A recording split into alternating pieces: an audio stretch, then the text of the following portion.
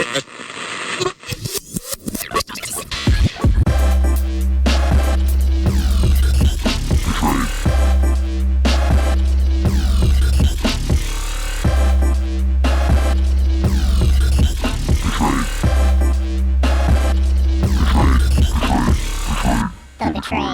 back to The Trade. I'm Gina Beck. This is Drew Williams. Thank you for listening, liking, commenting, and subscribing. I appreciate y'all, especially the Apple Podcast reviews. It really means a lot. Thank you so much. Thank you guys for always the continued support, the hashtag Banana Cats, and seeing the regular names. We do notice them. Thank you guys. How are you, Drew? I'm doing all right. Got no real complaints. How are you? I'm good. Just getting ready for my trip. By the time you guys are listening to this, I will be in Texas hanging out with Jenna. I'm so stoked for you. You guys are going to have so much fun. Looking forward to it. I get to go on an adventure in Seattle beforehand. It's going to be pretty fun. So we're kind of pre-recording this because we want to be able to deliver an episode to you guys, and I'm just going to be super busy while I'm there, so I'm not going to be able to have my mic and stuff like that. But let's get into the podcast. I wanted to talk about a few things, and so did Drew. I want to start with something that I don't know if you guys have heard about, but should hear about. A 64-year-old woman was ambushed by a man in a blue surgical mask. She was put in a chokehold and raped on the ground in East Harlem last month. This was just announced 11 hours ago.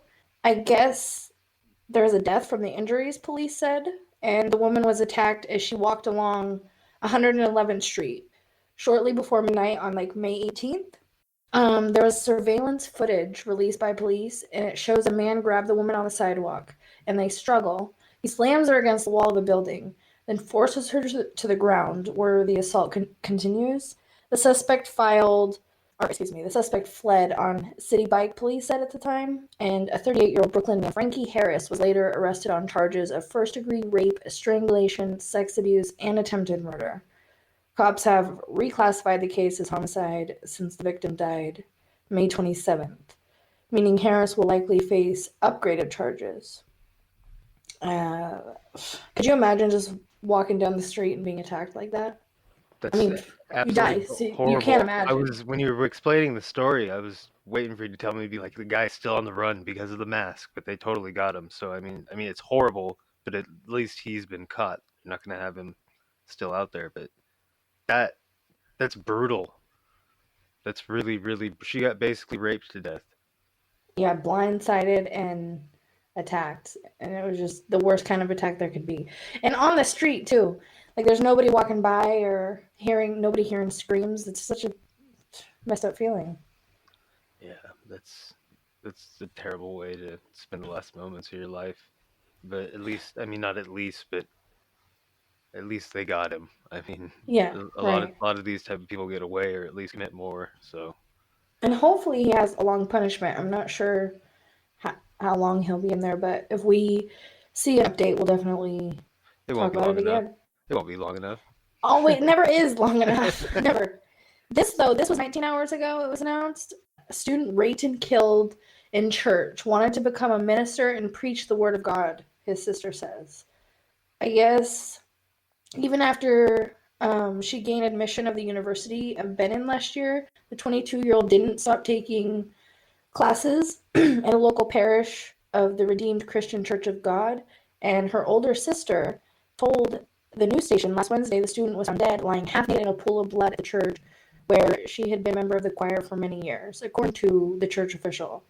And despite the best efforts of doctors to save her life, one whom her family described as kind and intelligent died days after the attack. She wanted to be a minister and preach the word of God. The church was her favorite place to be. Judith, 24, had said to them that she was murdered where she always found peace is just devastating. And that truly is. Have that happen in a church. Not that molestations don't happen in those type of places too, but for someone like that who actually has real faith and... Did they catch anybody? Yeah, what's that? Did they catch anybody? Whoever did this? Well, she usually went to church on weekdays to study to avoid distractions from her siblings at home. And the student went more regularly in recent months as her university was one of the dozens shuttered by authorities as part of measures to halt the coronavirus. And on the day her sister was attacked, Judah said she walked with her to the gate of their home, or she left for church, not knowing that it would be the last time she'd see her sister alive. They had complained that we made a lot of noise at home watching TV and it was getting worse now that everyone is at home, she had said. That day she was wearing one of my clothes and I was teasing her. She said that is what sisters do. A man had been arrested in connection with the death, and police say forensics show that she had been hit on the head with a fire extinguisher, and it was also found at the scene. The police command spokesman Chidi told reporters earlier this week the item used in the assault, which was a fire extinguisher, was recovered. And immediately they screened the fingerprints, which led to the man. So, yes, he is arrested. The family had told them that the medic said that she was raped, but the police have stopped short of calling it rape and instead described it as inhumane sexual assault. Rape is considered a stigma in most families, especially Nigerian families, and it's extraordinary for her family to reveal that this happened to her. So they like to use other phrases. It shows how police are unwilling to even investigate rape cases and will rather probe murder allegations. Both are heinous crimes and none should be dismissed for the other. So that happened in Nigeria. This happened, they're a Nigerian family, but it happened in, one second. It says it happened in Bukola. Is that in Nigeria? Sounds like it, but it totally could not be. Who knows? We'd have to look it up. It's all good. I just was curious. I didn't know if it was like a whole community They like are a that. Nigerian family. So, like, that's their culture, and they're just paying respect, I guess, in a way. It is a strong word, and I mean, when people hear it, they either cringe or just, like, don't want to talk about it, so Well, it it seems to makes be our sense a little the bit. topics we like to cover here, the ones no one wants to talk about. So it kind of leads me to a I little feel bit of like a people will be opening up and talking about things. I feel like it's just a matter of time because, like, so many people are just, more and more people of importance that people are looked up to these days are becoming predators. You can't hide it, you can't hide that kind of stuff forever. no, not at all. This is a good little segue to what I wanted to talk about. I found a short documentary. I think Gina watched it too. It was titled "Child Sacrifice is on the Rise in Uganda." Child sacrifice in Uganda is real. There is a pastor named Peter. I'm not going to butcher your last name, sir, so I'm going to call you Pastor Pete. Is on the front lines of fighting this. Uganda child sacrifice have been a recent issue since 2010, and where he works, he is in a town called Kapisi, and has roughly a population of 600,000 people. And just in 2019, 30 children have gone missing. The majority of these children don't survive, and when they do survive, they're pretty bad. Most of them are pretty badly mutilated, missing fingers, limbs, ears. I would imagine because of the type of child sacrifice, some of them have if they live, their genitalia is damaged.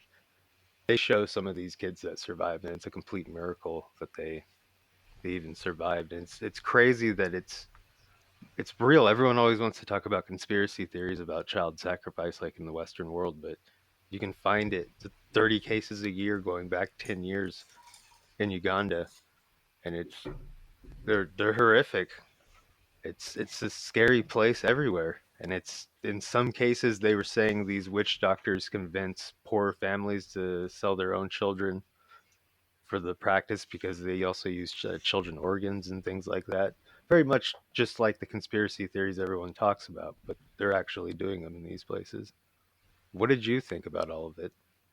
I think it's just it's stuff that I wish was talked about more and more on mainstream. It's always like tucked away. A lot of these news articles are. You have to find them. They don't just show up like other news articles do. I can give plenty of examples, but you guys know what I'm talking about. And it's just disgusting, and I think it happens more than people think. And it's Because just this not was okay. just one village, and they were saying that, excuse me, they were saying that not only were the police underfunded, but they were having outsiders, people from not from the country, mainly a lot of them Australian, funding the prosecution of these witch doctors that are practicing this. And it's scary to think if 30 is just coming from one little area, how many are going unreported? Too many. That's sad. And that can go for really anything in any area. That's happening everywhere. Oh yeah, I mean if they're killing children there, imagine how bad child sex abuse is probably getting used there. And also, how old are the people that are doing it? Like, because they range all ages. Like, this is a good leeway into what I wanted to mention. A 19-year-old man. He's behind bars after he was arrested by police just on Friday for allegedly abducting and raping a 44-year-old woman. It was Wednesday, June 3rd at 2 p.m. The victim was near her residence in the area near their house. He approached her with a handgun and forced her into his vehicle. He drove the woman to a business located north of the town where authorities say he sexually assaulted her. The suspect then ordered the woman out of the vehicle and left the victim, called for help, to which officers from Elkhart County Sheriff's Office responded. And after putting together enough information, investigators were able to locate him, Jalen Yoder, at his home. And a SWAT team was called to assist in serving the search warrant and went to the home on Friday. He refused to come out, though, but after a while, negotiators were able to encourage him to come out of the home and was taken to custody. But they range from all ages to 19 years old, you know? Just like That's so either young fresh. to be kidnapping. That is, I mean, he could be in high school at 19. He could be one of those older kids. He could still be in high school. That's crazy. Right. Or fresh out of high school or still there or whatever. Either way, he's late teens. You have your whole life ahead of you. And I don't know, Well, just he'll be what a was going through his mind, you know? he's marked for the rest of his life. Even if he gets out, he'll be, I mean, which he will, unfortunately, because there's not enough punishment for these people. But he'll be a registered sex offender for the rest of his life. He'll be a new member of Watchdog soon. It's just insane. I mean, there's tons of stories just like this. If you guys want to find them, you go to Google and you could type in recent cases in your search bar and then go to news and you can see just hours ago, within days, and go as far as months to see cases. You could even type in your area and find the ones that are in your area. Pretty informative, and they help you just be able to be aware for people that are doing these things and that it can happen in your area. So that way you're not totally sheltered from what's going on around you. Scary world. It is scary, but we do have a lot of things that it does seem like forensic evidence is better. At least cameras seem to be catching people, at least because two of the stories you named, the people did get caught. It's unfortunate the crimes were committed, but it is good when they're actually, removed from society. Yeah, they just need more time. They do great at catching them. They just need more punishment. But I think that'll do it for this episode. Thank you for listening, liking, commenting, and subscribing. I appreciate y'all. Until next time, Banana Cats. Much love. Banana Cats. Peace.